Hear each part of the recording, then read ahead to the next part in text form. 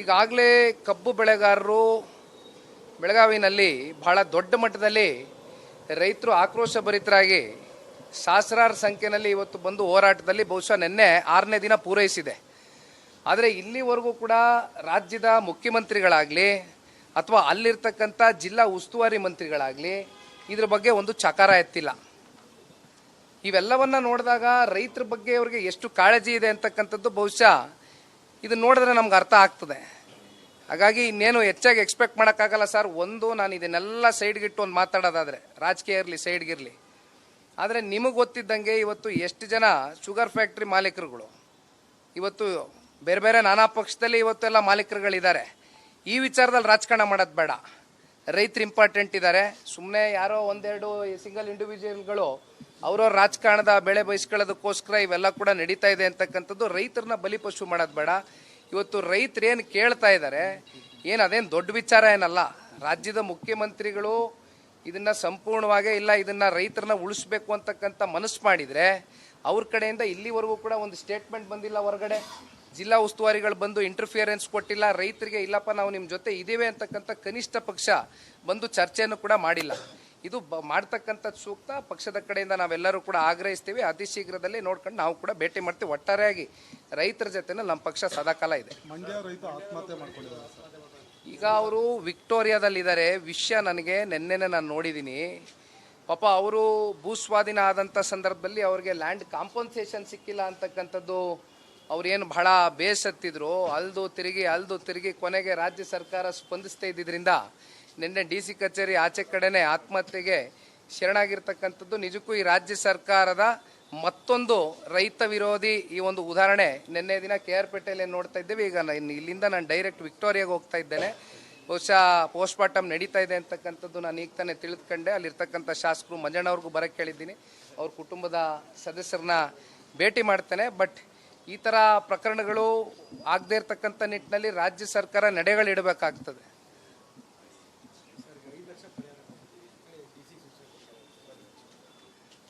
ನೋಡಿಪ್ಪ, ಇಲ್ಲಿ ಒಂದು ಜೀವಕ್ಕೆ ಬೆಲೆ ಕಟ್ಟಲಿಕ್ಕೆ ಆಗೋದಿಲ್ಲ. ಅದು 5 ಲಕ್ಷನೋ 10 ಲಕ್ಷನೋ ಇವತ್ತು ನಾನು ಚರ್ಚೆ ಮಾಡ್ಲಿಕ್ಕೆ ಹೋಗೋದಿಲ್ಲ. ಆದರೆ ಇಂಥ ಪ್ರಕರಣಗಳು ರೈತರು ಕಷ್ಟದಲ್ಲಿದ್ದಂಥ ಸಂದರ್ಭದಲ್ಲಿ ಕನಿಷ್ಠ ಪಕ್ಷ ಒಂದು ಸೌಜನ್ಯತೆ ಅಂತ ನಡ್ಕೊಳ್ತಕ್ಕಂಥ ಒಂದು ಕೆಲಸ ಅಲ್ಲಿರ್ತಕ್ಕಂಥ ಜಿಲ್ಲಾ ಉಸ್ತುವಾರಿ ಮಂತ್ರಿಗಳು ಅವರೇ ಅಲ್ವಾ, ಕೃಷಿ ಸಚಿವರು. ರಾಜ್ಯ ಸರ್ಕಾರ ಮಾಡ್ತಾ ಇಲ್ಲ. ಇವೆಲ್ಲ ಇಂಥ ಸಾಕಷ್ಟು ಘಟನೆಗಳು ನಡೀತಾ ಇದೆ. ಇವು ಆಗ್ಕೂಡ್ದು ಮುಂದಿನ ದಿನಗಳಲ್ಲಿ. ಯಾಕೆಂದರೆ ಅನ್ನ ಹಾಕ್ತಕ್ಕಂಥವನು ರೈತನೇ ಇಲ್ಲ, ರೈತನ್ನೇ ನಾವು ಕಾಪಾಡ್ಕೊಳ್ಳಿಲ್ಲ ಅಂತ ಹೇಳಿದ್ರೆ ಮತ್ತು ನಮ್ಮ ಪರಿಸ್ಥಿತಿಗಳೇನಾಗುತ್ತೆ? ನಾವೆಲ್ಲ ಬೀದಿ ಪಾಲ್ಗೆ ಹೋಗ್ತೀವಿ ಅಷ್ಟೇ. ಅದು ಅರ್ಥ ಮಾಡ್ಕೋಬೇಕು ರಾಜ್ಯ ಸರ್ಕಾರ. ಈಗಾಗಲೇ ಕಬ್ಬು ಬೆಳೆಗಾರರು ಬೆಳಗಾವಿನಲ್ಲಿ ಬಹಳ ದೊಡ್ಡ ಮಟ್ಟದಲ್ಲಿ ರೈತರು ಆಕ್ರೋಶಭರಿತರಾಗಿ ಸಹಸ್ರಾರು ಸಂಖ್ಯೆಯಲ್ಲಿ ಇವತ್ತು ಬಂದು ಹೋರಾಟದಲ್ಲಿ ಬಹುಶಃ ನಿನ್ನೆ 6ನೇ ದಿನ ಪೂರೈಸಿದೆ. ಆದರೆ ಇಲ್ಲಿವರೆಗೂ ಕೂಡ ರಾಜ್ಯದ ಮುಖ್ಯಮಂತ್ರಿಗಳಾಗಲಿ ಅಥವಾ ಅಲ್ಲಿರ್ತಕ್ಕಂಥ ಜಿಲ್ಲಾ ಉಸ್ತುವಾರಿ ಮಂತ್ರಿಗಳಾಗಲಿ ಇದ್ರ ಬಗ್ಗೆ ಒಂದು ಚಕಾರ ಎತ್ತಿಲ್ಲ.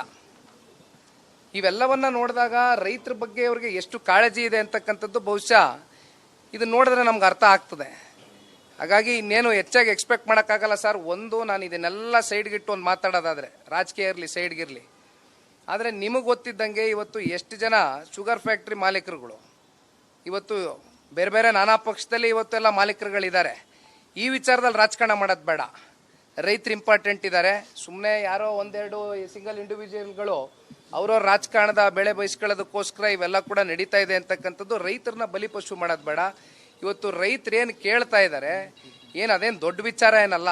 ರಾಜ್ಯದ ಮುಖ್ಯಮಂತ್ರಿಗಳು ಇದನ್ನ ಸಂಪೂರ್ಣವಾಗಿ ಇಲ್ಲ ಇದನ್ನ ರೈತರನ್ನ ಉಳಿಸ್ಬೇಕು ಅಂತಕ್ಕಂಥ ಮನಸ್ಸು ಮಾಡಿದರೆ ಅವ್ರ ಕಡೆಯಿಂದ ಇಲ್ಲಿವರೆಗೂ ಕೂಡ ಒಂದು ಸ್ಟೇಟ್ಮೆಂಟ್ ಬಂದಿಲ್ಲ. ಹೊರಗಡೆ ಜಿಲ್ಲಾ ಉಸ್ತುವಾರಿಗಳು ಬಂದು ಇಂಟರ್ಫಿಯರೆನ್ಸ್ ಕೊಟ್ಟಿಲ್ಲ. ರೈತರಿಗೆ ಇಲ್ಲಪ್ಪ ನಾವು ನಿಮ್ಮ ಜೊತೆ ಇದ್ದೀವಿ ಅಂತಕ್ಕಂಥ ಕನಿಷ್ಠ ಪಕ್ಷ ಬಂದು ಚರ್ಚೆಯನ್ನು ಕೂಡ ಮಾಡಿಲ್ಲ. ಇದು ಮಾಡ್ತಕ್ಕಂಥದ್ದು ಸೂಕ್ತ. ಪಕ್ಷದ ಕಡೆಯಿಂದ ನಾವೆಲ್ಲರೂ ಕೂಡ ಆಗ್ರಹಿಸ್ತೀವಿ. ಅತಿ ಶೀಘ್ರದಲ್ಲಿ ನೋಡ್ಕೊಂಡು ನಾವು ಕೂಡ ಭೇಟಿ ಮಾಡ್ತೀವಿ. ಒಟ್ಟಾರೆಯಾಗಿ ರೈತರ ಜೊತೆ ನಮ್ಮ ಪಕ್ಷ ಸದಾಕಾಲ ಇದೆ. ಮಂಡ್ಯ ರೈತ ಆತ್ಮಹತ್ಯೆ ಮಾಡ್ಕೊಂಡಿದ್ದಾರೆ. ಈಗ ಅವರು ವಿಕ್ಟೋರಿಯಾದಲ್ಲಿದ್ದಾರೆ. ವಿಷಯ ನನಗೆ ನೆನ್ನೆನೆ ನಾನು ನೋಡಿದ್ದೀನಿ. ಪಾಪ ಅವರು ಭೂಸ್ವಾಧೀನ ಆದಂಥ ಸಂದರ್ಭದಲ್ಲಿ ಅವ್ರಿಗೆ ಲ್ಯಾಂಡ್ ಕಾಂಪನ್ಸೇಷನ್ ಸಿಕ್ಕಿಲ್ಲ ಅಂತಕ್ಕಂಥದ್ದು ಅವ್ರೇನು ಬಹಳ ಬೇಸತ್ತಿದ್ರು. ಅಲ್ದು ತಿರುಗಿ ಕೊನೆಗೆ ರಾಜ್ಯ ಸರ್ಕಾರ ಸ್ಪಂದಿಸ್ತಾ ಇದ್ದಿದ್ದರಿಂದ ನಿನ್ನೆ DC ಕಚೇರಿ ಆಚೆ ಕಡೆನೆ ಆತ್ಮಹತ್ಯೆಗೆ ಶರಣಾಗಿರ್ತಕ್ಕಂಥದ್ದು ನಿಜಕ್ಕೂ ಈ ರಾಜ್ಯ ಸರ್ಕಾರದ ಮತ್ತೊಂದು ರೈತ ವಿರೋಧಿ ಈ ಒಂದು ಉದಾಹರಣೆ ನಿನ್ನೆ ದಿನ ಕೆ ಆರ್ ಪೇಟೆಯಲ್ಲಿ ನೋಡ್ತಾ ಇದ್ದೇವೆ. ಈಗ ಇಲ್ಲಿಂದ ನಾನು ಡೈರೆಕ್ಟ್ ವಿಕ್ಟೋರಿಯಾಗೆ ಹೋಗ್ತಾ ಇದ್ದೇನೆ.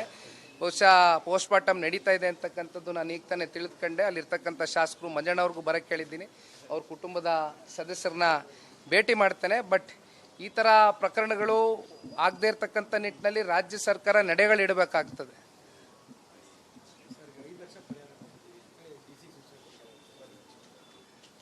ನೋಡಿಪ್ಪ, ಇಲ್ಲಿ ಒಂದು ಜೀವಕ್ಕೆ ಬೆಲೆ ಕಟ್ಟಲಿಕ್ಕೆ ಆಗೋದಿಲ್ಲ. ಅದು 5 ಲಕ್ಷನೋ 10 ಲಕ್ಷನೋ ಇವತ್ತು ನಾನು ಚರ್ಚೆ ಮಾಡ್ಲಿಕ್ಕೆ ಹೋಗೋದಿಲ್ಲ. ಆದರೆ ಒಂದು ಇಂಥ ಪ್ರಕರಣಗಳು ರೈತರು ಕಷ್ಟದಲ್ಲಿದ್ದಂಥ ಸಂದರ್ಭದಲ್ಲಿ ಕನಿಷ್ಠ ಪಕ್ಷ ಒಂದು ಸೌಜನ್ಯತೆ ಅಂತ ನಡ್ಕೊಳ್ತಕ್ಕಂಥ ಒಂದು ಕೆಲಸ ಅಲ್ಲಿರ್ತಕ್ಕಂಥ ಜಿಲ್ಲಾ ಉಸ್ತುವಾರಿ ಮಂತ್ರಿಗಳು ಅವರೇ ಅಲ್ವಾ, ಕೃಷಿ ಸಚಿವರು. ರಾಜ್ಯ ಸರ್ಕಾರ ಮಾಡ್ತಾ ಇಲ್ಲ. ಇವೆಲ್ಲ ಇಂಥ ಸಾಕಷ್ಟು ಘಟನೆಗಳು ನಡೀತಾ ಇದೆ.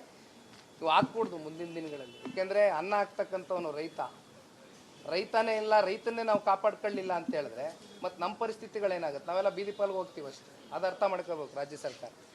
ಈಗಾಗಲೇ ಕಬ್ಬು ಬೆಳೆಗಾರರು ಬೆಳಗಾವಿನಲ್ಲಿ ಬಹಳ ದೊಡ್ಡ ಮಟ್ಟದಲ್ಲಿ ರೈತರು ಆಕ್ರೋಶ ಭರಿತರಾಗಿ ಸಹಸ್ರಾರು ಸಂಖ್ಯೆಯಲ್ಲಿ ಇವತ್ತು ಬಂದು ಹೋರಾಟದಲ್ಲಿ ಬಹುಶಃ ನಿನ್ನೆ 6ನೇ ದಿನ ಪೂರೈಸಿದೆ. ಆದರೆ ಇಲ್ಲಿವರೆಗೂ ಕೂಡ ರಾಜ್ಯದ ಮುಖ್ಯಮಂತ್ರಿಗಳಾಗಲಿ ಅಥವಾ ಅಲ್ಲಿರ್ತಕ್ಕಂಥ ಜಿಲ್ಲಾ ಉಸ್ತುವಾರಿ ಮಂತ್ರಿಗಳಾಗಲಿ ಇದ್ರ ಬಗ್ಗೆ ಒಂದು ಚಕಾರ ಎತ್ತಿಲ್ಲ. ಇವೆಲ್ಲವನ್ನ ನೋಡಿದಾಗ ರೈತರ ಬಗ್ಗೆ ಅವ್ರಿಗೆ ಎಷ್ಟು ಕಾಳಜಿ ಇದೆ ಅಂತಕ್ಕಂಥದ್ದು ಬಹುಶಃ ಇದನ್ನ ನೋಡಿದ್ರೆ ನಮ್ಗೆ ಅರ್ಥ ಆಗ್ತದೆ. ಹಾಗಾಗಿ ಇನ್ನೇನು ಹೆಚ್ಚಾಗಿ ಎಕ್ಸ್ಪೆಕ್ಟ್ ಮಾಡೋಕ್ಕಾಗಲ್ಲ ಸರ್. ನಾನು ಇದನ್ನೆಲ್ಲ ಸೈಡ್ಗಿಟ್ಟು ಒಂದು ಮಾತಾಡೋದಾದರೆ, ರಾಜಕೀಯ ಇರಲಿ ಸೈಡ್ಗಿರಲಿ, ಆದರೆ ನಿಮಗೆ ಗೊತ್ತಿದ್ದಂಗೆ ಇವತ್ತು ಎಷ್ಟು ಜನ ಶುಗರ್ ಫ್ಯಾಕ್ಟ್ರಿ ಮಾಲೀಕರುಗಳು ಇವತ್ತು ಬೇರೆ ಬೇರೆ ನಾನಾ ಪಕ್ಷದಲ್ಲಿ ಇವತ್ತೆಲ್ಲ ಮಾಲೀಕರುಗಳಿದ್ದಾರೆ. ಈ ವಿಚಾರದಲ್ಲಿ ರಾಜಕಾರಣ ಮಾಡೋದು ಬೇಡ. ರೈತರು ಇಂಪಾರ್ಟೆಂಟ್ ಇದ್ದಾರೆ. ಸುಮ್ಮನೆ ಯಾರೋ ಒಂದೆರಡು ಸಿಂಗಲ್ ಇಂಡಿವಿಜುವಲ್ಗಳು ಅವ್ರವ್ರ ರಾಜಕಾರಣದ ಬೆಳೆ ಬಯಸ್ಕೊಳ್ಳೋದಕ್ಕೋಸ್ಕರ ಇವೆಲ್ಲ ಕೂಡ ನಡೀತಾ ಇದೆ ಅಂತಕ್ಕಂಥದ್ದು. ರೈತರನ್ನ ಬಲಿಪಶು ಮಾಡೋದು ಬೇಡ. ಇವತ್ತು ರೈತರು ಏನು ಕೇಳ್ತಾ ಇದ್ದಾರೆ, ಅದೇನು ದೊಡ್ಡ ವಿಚಾರ ಏನಲ್ಲ.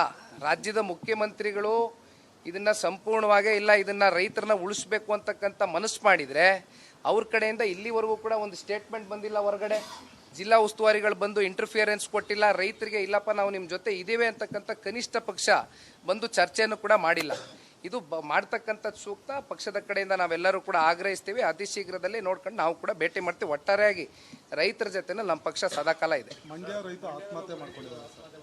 ಈಗ ಅವರು ವಿಕ್ಟೋರಿಯಾದಲ್ಲಿದ್ದಾರೆ. ವಿಷಯ ನನಗೆ ನೆನ್ನೆನೆ ನಾನು ನೋಡಿದ್ದೀನಿ. ಪಾಪ ಅವರು ಭೂಸ್ವಾಧೀನ ಆದಂಥ ಸಂದರ್ಭದಲ್ಲಿ ಅವ್ರಿಗೆ ಲ್ಯಾಂಡ್ ಕಾಂಪನ್ಸೇಷನ್ ಸಿಕ್ಕಿಲ್ಲ ಅಂತಕ್ಕಂಥದ್ದು ಅವ್ರೇನು ಬಹಳ ಬೇಸತ್ತಿದ್ರು. ಅಲ್ದು ತಿರುಗಿ ಕೊನೆಗೆ ರಾಜ್ಯ ಸರ್ಕಾರ ಸ್ಪಂದಿಸ್ತಾ ಇದ್ದಿದ್ದರಿಂದ ನಿನ್ನೆ DC ಕಚೇರಿ ಆಚೆ ಕಡೆನೆ ಆತ್ಮಹತ್ಯೆಗೆ ಶರಣಾಗಿರ್ತಕ್ಕಂಥದ್ದು. ನಿಜಕ್ಕೂ ಈ ರಾಜ್ಯ ಸರ್ಕಾರದ ಮತ್ತೊಂದು ರೈತ ವಿರೋಧಿ ಈ ಒಂದು ಉದಾಹರಣೆ ನಿನ್ನೆ ದಿನ ಕೆ ಆರ್ ಪೇಟೆಯಲ್ಲಿ ನೋಡ್ತಾ ಇದ್ದೇವೆ. ಈಗ ಇಲ್ಲಿಂದ ನಾನು ಡೈರೆಕ್ಟ್ ವಿಕ್ಟೋರಿಯಾಗೆ ಹೋಗ್ತಾ ಇದ್ದೇನೆ.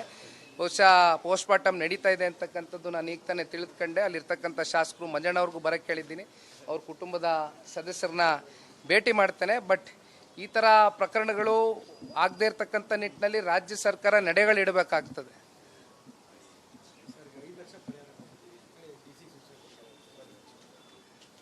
ನೋಡಿಪ್ಪ, ಇಲ್ಲಿ ಒಂದು ಜೀವಕ್ಕೆ ಬೆಲೆ ಕಟ್ಟಲಿಕ್ಕೆ ಆಗೋದಿಲ್ಲ.